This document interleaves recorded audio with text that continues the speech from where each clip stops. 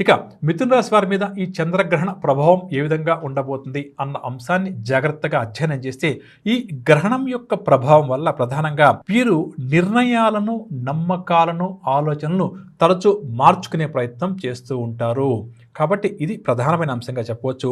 అదేవిధంగా విద్యార్థులు ఎవరైతే ఉన్నత విద్యకు సంబంధించి ముందుకు వెళ్దాం, చక్కగా చదువుకుందాం అని చెప్పి అనుకుంటారో అటువంటి వారికి కూడా తరచూ అభిప్రాయాలు మారిపోతూ ఉంటుంది. అంటే విద్యార్థులు చదువుకుందామని కాసేపు, వద్దని కాసేపు, ఈ కోర్సులో చేద్దామని కాసేపు, ఇంకొక కోర్సులో చేద్దామని కాసేపు ఎక్కువగా ఆలోచన చేస్తూ ఉంటారని చెప్పొచ్చు.